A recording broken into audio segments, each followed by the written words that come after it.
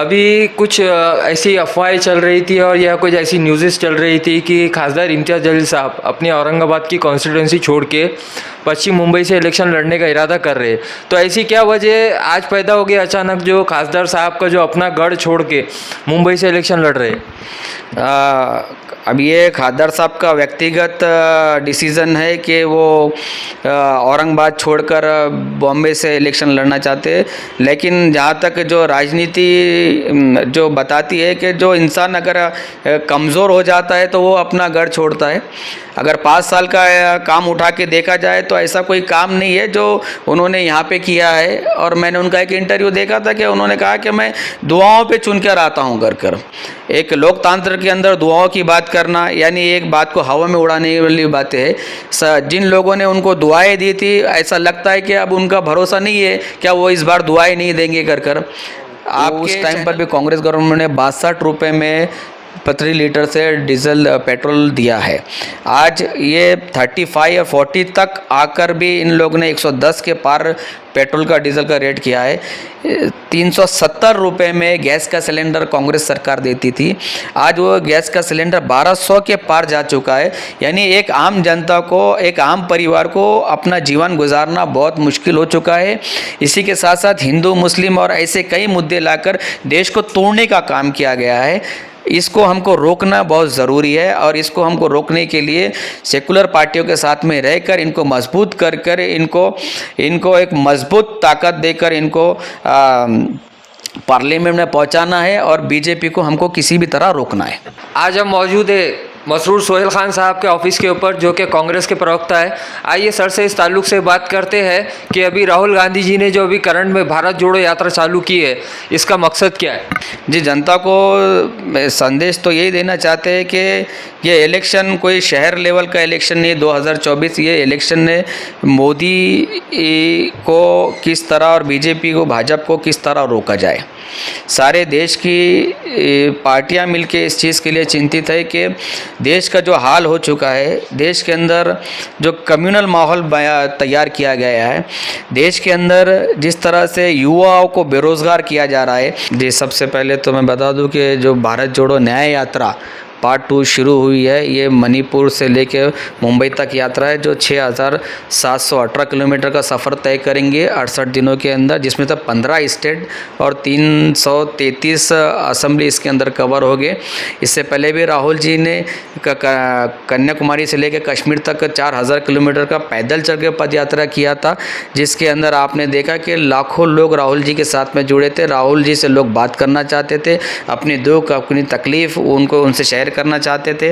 लोगों ने किया है। युवाओं के मसले को राहुल जी ने समझा, युवाओं के रोज़गारी को मसले को राहुल जी ने सुना, मज़दूरों के, किसानों के मुद्दे को राहुल जी ने सुना। जो चीज़ पर भाजपा सरकार जो जुल्म सितम कर रही है आम जनता के ऊपर, राहुल जी ने वो उनकी आवाज़ सुन के उसके ऊपर आवाज़ उठाई है, जिसका परिणाम आपने देखा कि कर्नाटक और कई राज्यों के अंदर कांग्रेस पार्टी उभर कर सामने आई है। अभी सर जो अभी आने वाले जो इलेक्शंस है लोकसभा के 2024 के, तो इसके अंदर कांग्रेस पार्टी का क्या स्टैंड रहेगा और कांग्रेस पार्टी किस तरह इस इलेक्शन को देखती है और किस तरह कॉन्टेस्ट करने वाली कांग्रेस पार्टी? सबसे पहले तो इंडिया अलायंस कांग्रेस ने बनाई है, जिसके अंदर इंडिया अलायंस के अंदर सारे पार्टियां उसके अंदर शामिल है।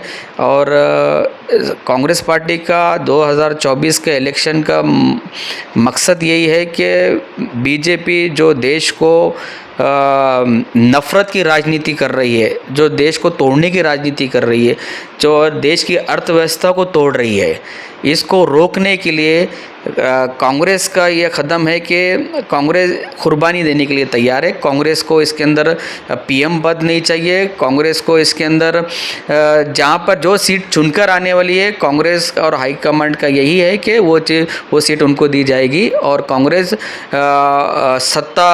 बीजेपी को सत्ता में आने के रोकने के लिए हर मुमकिन कोशिश करेंगी इस इलेक्शन में। सर अभी अमूमन ये देखने में आया है अशोक चौहान साहब जो कि कांग्रेस के माने हुए दिग्गज नेता थे वो आज अचानक कांग्रेस छोड़ के बीजेपी में प्रवेश किए। तो सर एक प्रवक्ता होने के नाते ऐसा क्या रीज़न पैदा हो गया था कि अशोक चौहान साहब इतनी पुरानी पार्टी में और इतना कार्यकाल रहने के बाद अचानक बीजेपी में प्रवेश किया?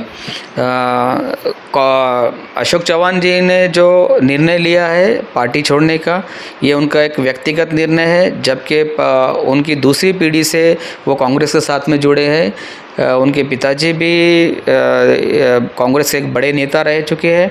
अशोक चौहान जी को 2 बार पार्टी ने मुख्यमंत्री बनाया था।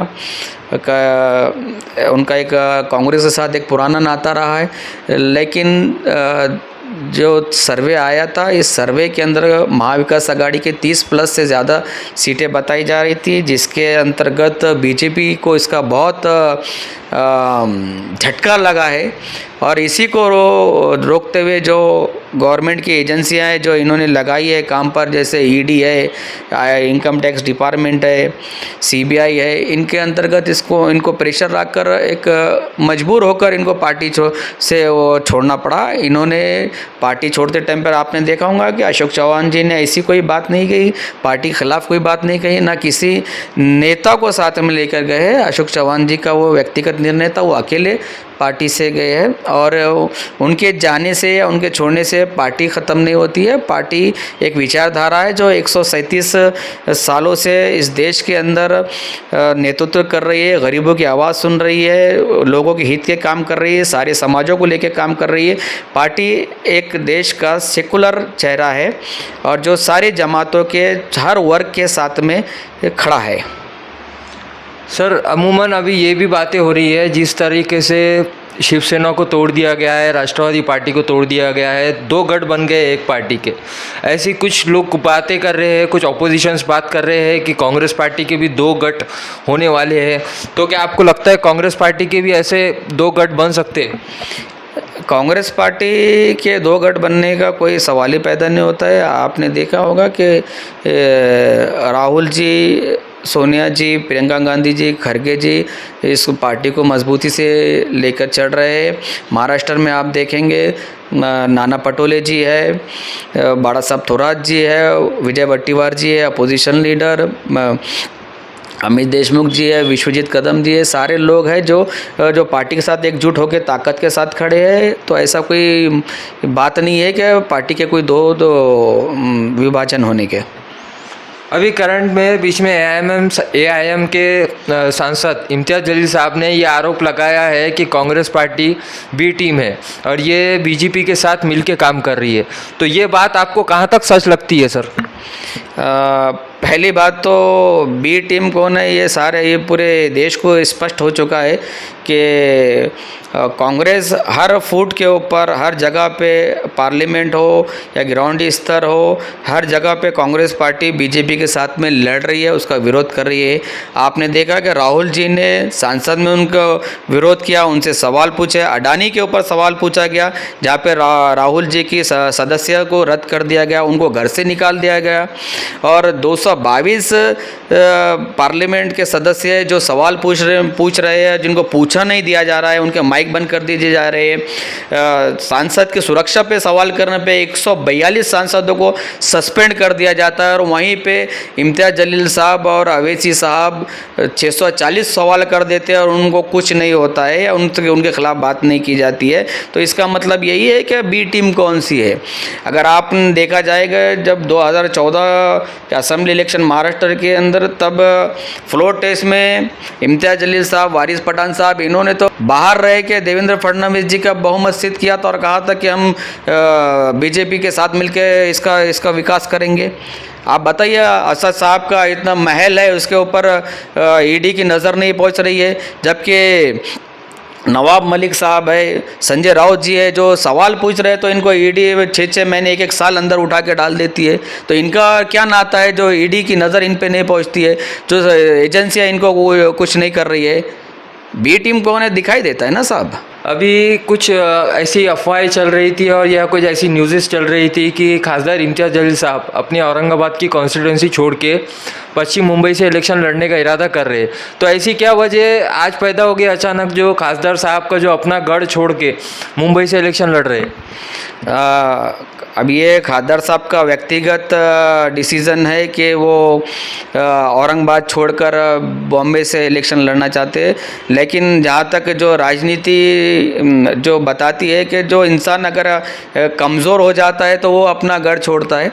अगर 5 साल का काम उठा के देखा जाए तो ऐसा कोई काम नहीं है जो उन्होंने यहाँ पे किया है। और मैंने उनका एक इंटरव्यू देखा था कि उन्होंने कहा कि मैं दुआओं पे चुनकर आता हूँ घर कर। एक लोकतंत्र के अंदर दुआओं की बात करना यानी एक बात को हवा में उड़ाने वाली बातें है। जिन लोगों ने उनको दुआएं दी थी ऐसा लगता है कि अब उनका भरोसा नहीं है, क्या वो इस बार दुआएं नहीं देंगे कर। आपके चैनल पर ही मैंने देखा था बेरी बाग के लोग जो है तो बता रहे थे कि इम्तियाज़ जलील साहब जो तो रोड का काम करना भूल गए, सिर्फ जो है तो हमने यहाँ पे पार्टी लगाकर जो तो उद्घाटन करके चले गए, हम 5 साल से उनके चक्कर मारे। तो ऐसे बहुत सारे लोग हैं जहाँ जो उनसे नाराज़ है। एंटी इनकम्बेंसी ज़्यादा हो गई है, पार्टी के अंदर भी ज़्यादा हो गई होंगे एंटी इनकम्बेंसी, लोग साथ में नहीं होंगे, इसीलिए छोड़ने का इरादा किया होगा शायद। एक आखिरी सवाल, अब आप तमाम जनता को क्या संदेश देना चाहते हैं एक प्रवक्ता होने के नाते? जी, जनता को संदेश तो यही देना चाहते हैं कि ये इलेक्शन कोई शहर लेवल का इलेक्शन नहीं, 2024 ये इलेक्शन है मोदी को किस तरह और बीजेपी को, भाजपा को किस तरह रोका जाए। सारे देश की पार्टियां मिलके इस चीज़ के लिए चिंतित है कि देश का जो हाल हो चुका है, देश के अंदर जो कम्युनल माहौल तैयार किया गया है, देश के अंदर जिस तरह से युवाओं को बेरोज़गार किया जा रहा है, आपने देखा होगा ऐसे कई योजनाएं आ गई है, ऐसी कई बहुत सारी चीज़ें आई है कि जिसमें देश की जो संपत्ति थी, गवर्नमेंट की जो संपत्ति थी, इसको बेचा गया है और इसको देश का ख़जाना जो इसका जो उसको खाली कर दिया गया। जहाँ पर आपने देखे होंगे कि पेट्रोल का बैरल जो 110 रुपये में मिलता था और वो उस टाइम पर भी कांग्रेस गवर्नमेंट ने 62 रुपये में प्रति लीटर से डीजल पेट्रोल दिया है। आज ये 35 या 40 तक आकर भी इन लोगों ने 110 के पार पेट्रोल का डीजल का रेट किया है। 370 रुपये में गैस का सिलेंडर कांग्रेस सरकार देती थी, आज वो गैस का सिलेंडर 1200 के पार जा चुका है। यानी एक आम जनता को, एक आम परिवार को अपना जीवन गुजारना बहुत मुश्किल हो चुका है। इसी के साथ साथ हिंदू मुस्लिम और ऐसे कई मुद्दे लाकर देश को तोड़ने का काम किया गया है। इसको हमको रोकना बहुत ज़रूरी है और इसको हमको रोकने के लिए सेकुलर पार्टियों के साथ में रहकर इनको मजबूत कर इनको एक मजबूत ताकत देकर इनको पार्लियामेंट में पहुंचाना है और बीजेपी को हमको किसी भी तरह रोकना है। तो आज आपने देखा हमने मसरूर सोहेल खान साहब जो कि कांग्रेस के प्रवक्ता है, इनसे बात की है। बस आज के लिए इतना ही। आप देखते रहिए MCN समाचार, खान राफी मोहम्मद के साथ।